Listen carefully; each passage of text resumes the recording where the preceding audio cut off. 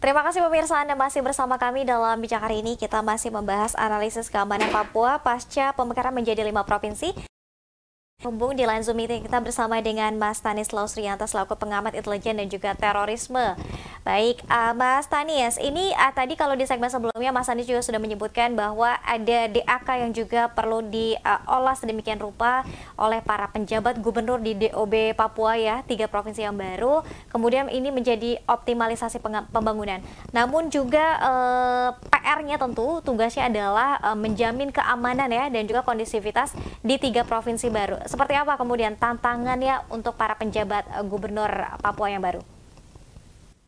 Ya, ini kan memulai daerah pemerintahan baru yang dengan infrastruktur yang masih sangat terbatas. Ini pasti menjadi tantangan tersendiri. Kemudian perangkatnya juga masih terbatas. Jadi harus memanfaatkan perangkat-perangkat yang ada di kabupaten. Kemudian eh, aparat keamanannya juga pasti harus ada yang baru. Ini kan terbatas juga. Maka perlu dibuat polda-polda juga di sana, dibuat kodam-kodam juga di sana. Nah, sebenarnya ini menjadi peluang bagi para putra daerah. Eksistensi mereka bisa lebih tersalurkan. Mungkin bisa pemerintah pusat bisa punya kebijakan bagi putra-putra daerah yang ingin kembali ke Papua bisa disalurkan untuk mengisi daerah pemekaran di sini. Nah, memang eh, ada ancaman, tentang ada ancaman terkait keamanan terutama. Intensitas dari kelompok-kelompok ini pasti akan naik juga karena protes terhadap pemekaran juga terjadi. Tetapi saya melihat bahwa ketika pemerintah nanti serius dalam pemekaran ini, kemudian kehadirannya serius, kemudian TNI Polri itu fokus untuk tugas utama menjaga keselamatan masyarakat, saya yakin akan lebih kondusif gitu loh. Karena kelompok-kelompok ini sebenarnya kan memang tidak satu. Kelompok-kelompok ini ada banyak faksinya. Misal seandainya memang Papua ini mereka bisa meraih suatu upaya kekuasaan juga mereka siapa yang akan jadi pemimpin ya pasti juga akan rebutan juga itu. Jadi kelompok-kelompok kecil ini memang mereka saya ada aktor di balik itu yang tidak hanya di dalam negeri, ada aktor di luar negeri. Nah ini yang selalu merecoki pembangunan di Papua sebenarnya. Aktor-aktor ini tidak ingin bahwa Papua ini menjadi kesatuan dari NKRI, kemudian menjadi sejahtera bersama NKRI, aman dan damai, itu mereka tidak seperti itu. Banyak kepentingan di sana. Kita lihat misalnya orang banyak menghubung-hubungkan antara kelompok OPM yang separatis dengan kelompok teroris misalnya. Karakteristiknya berbeda. Ketika kelompok teroris ideologis, semua orang di dunia ini sudah sepakat bahwa itu adalah musuh. Gitu. Terorisme itu musuh. Tetapi kelompok separatis ini, kita lihat ada aja yang membela mereka melalui apa isu-isu HAM, melalui isu-isu apa itu ada pembelanya gitu. Jadi belum sepakat. Nah, inilah yang harus menghadirkan para pejabat pemerintah di sana ke masyarakat, lalu menunjukkan eksistensinya, termasuk menunjukkan kinerjanya sehingga dunia internasional tahu berdaulat dan bisa membuat masyarakat sejahtera, tidak perlu diatur-atur oleh mereka. Gitu. Baik, kalau bisa dibilang ini kalau isu Papua sih sangat seksi ya, karena tadi di segmen sebelumnya Mas Tanis juga mengatakan bahwa tidak hanya di dalam negeri, namun juga luar negeri ini suka ikut-ikutan gitu ya kalau misalnya ada isu tentang Papua. Lalu pendekatan apa Mas Tanis yang harus dilakukan oleh para penjabat gubernur untuk kemudian juga meredam kelompok-kelompok ini di Papua? Ya ini harusnya pertanyaan kuncinya adalah ini, apa pendekatannya? Pendekatan yang paling baik sebenarnya memang pendekatannya adalah pendekatan humanisme. Jadi perlakukan masyarakat dengan humanis, harus ada asesmen, kemudian diajak dialog, apa kebutuhan mereka, lalu dari dana otsus itu apa yang bisa digunakan untuk meningkatkan kesejahteraan mereka. Pendekatan dialog ini penting karena pemerintah harus mendengar suara masyarakat Papua. Jangan sampai suara-suara yang muncul dominan dikendalikan oleh kelompok tertentu yang hanya karena mereka mempunyai akses komunikasi atau akses ke media, mereka seolah-olah itu menjadi suara mayoritas.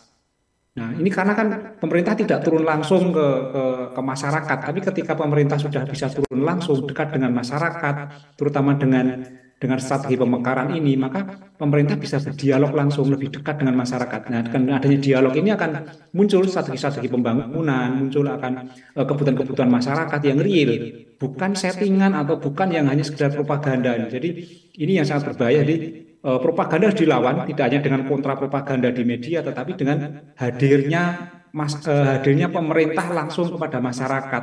Ini bentuk sebagai bentuk kontra propaganda yang selama ini memang cukup masif. Jadi di Papua itu tidak hanya masalah serangan bersenjata dari kelompok OPM, tetapi juga propaganda-propaganda mereka yang cukup masif tidak hanya di nasional, tapi juga di internasional. Oke.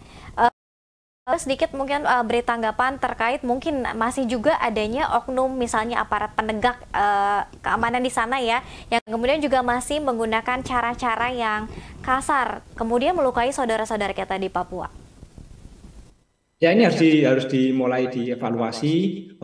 Tentu kita harus tidak serta-merta menyalahkan mereka, harus dicek dulu apa latar belakangnya. Kalau memang itu bentuk suatu perlawanan terhadap kelompok-kelompok bersenjata, misalnya diserang kelompok bersenjata, kan mau tidak mau juga harus membela diri, terutama untuk melindungi masyarakat.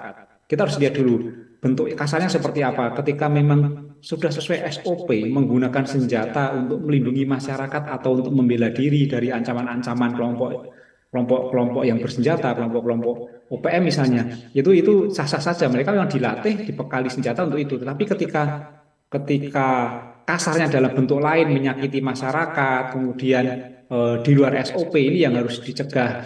Tapi saya yakin bahwa semakin baik, Polri sudah semakin baik, kerjasama juga semakin baik, bahwa ada 1-2 kejadian di lapangan itu memang sulit dihindari di situasi yang sangat dinamis dengan penuh tekanan dan kondisi geografis yang sangat ekstrim. Ini kan bisa memicu banyak hal. Tapi saya optimis bahwa TNI Polri itu lebih baik, apalagi dengan pemekaran ini akan lebih kontrolnya akan lebih baik.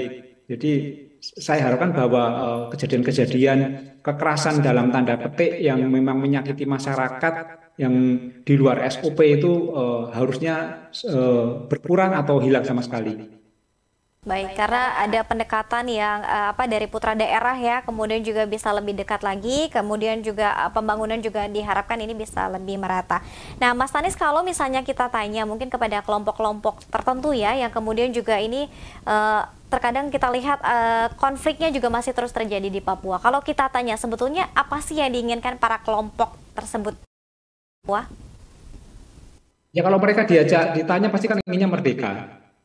Ketika ditanya setelah merdeka mau ngapain, ya mereka belum tentu bisa jawab. Setelah merdeka siapa yang akan memimpin, pembangunannya, duitnya dari mana, sumber dari mana, mereka belum tentu bisa jawab. Intinya hanya merdeka saja. Karena ini kan sebenarnya memang ada provokasi, kurangnya pengetahuan, atau mungkin kita harus introspeksi. Misalnya pemerintah harus introspeksi, jangan-jangan kurangnya hadirnya negara di mereka sehingga yang bisa masuk hanya OPM. Jadi ketika negara tidak hadir, ada ruang kosong di situ, di masyarakat, dimanfaatkan oleh OPM. Ini yang berbahaya itu. Makanya strategi pemekaran ini tepat supaya tidak ada ruang-ruang kosong yang bisa dimanfaatkan oleh OPM atau kelompok-kelompok yang anti pemerintah. Jadi memang strateginya harus seperti itu. Jadi kalau misalnya mereka ditanya dialog, ya ajaklah dialog. Pemerintah daerah harus mengajak dialog seluruh masyarakat Papua, ajak mereka rangkul kembali ke NKRI, dan dialog itu harus dalam kerangka bahwa mereka bagian dari NKRI, tidak ada opsi. Kalau merdeka ya berarti berhadapan dengan hukum. Nah setelah mereka mau diajak dialog, opsi dalam satu kerangka NKRI, baru itu dilanjutkan pembangunannya seperti apa, karakteristiknya seperti apa, hargai budaya mereka, hargai adat mereka, hargai kebutuhan mereka. Jangan misalnya saya orang Jawa ke Papua tapi memaksakan cara Jawa ke Papua, ini yang tidak benar itu. Ini kan tanah Papua, jadi bangunlah dengan cara-cara Papua, dengan ide-ide masyarakat Papua, tetapi dalam konteks tetap kerangka NKRI. Ini yang harus ditekankan. Membangun Papua dari karakteristik Papua namun masih dalam kerangka NKRI. Baik, kita jeda kembali Mas Tanis. Kita masih ada satu segmen terakhir ya. Nanti kita akan lanjutkan usai jeda pemirsa. Boleh bergabung nanti di live chat streaming Sultan TV untuk langsung bertanya kepada Mas Tanis Lausrianta. Tetap bersama kami dalam Bijak hari ini.